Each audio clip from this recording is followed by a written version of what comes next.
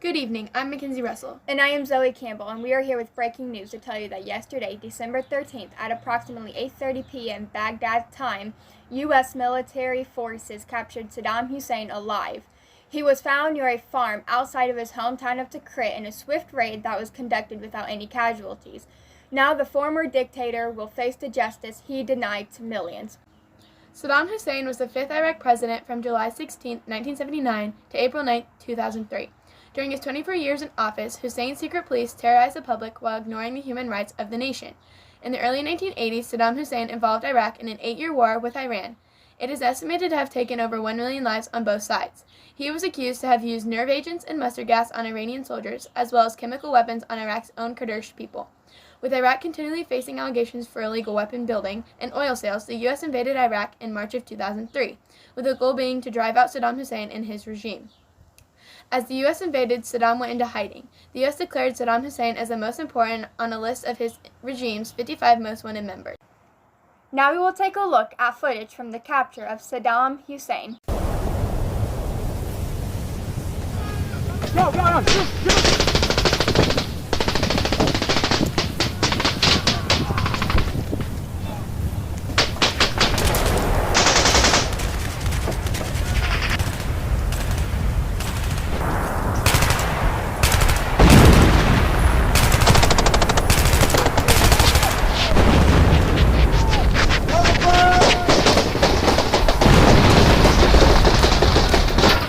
Where is he? He's in the woods to the east. Go.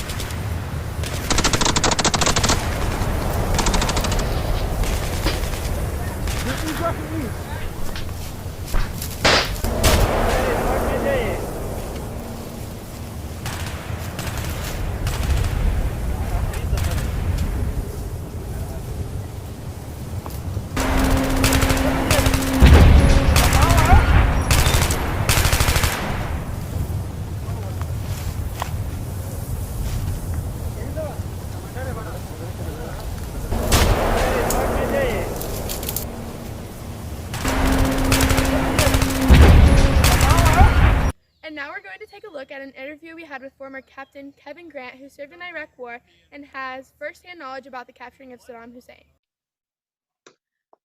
What was your role during Operation Red Dawn?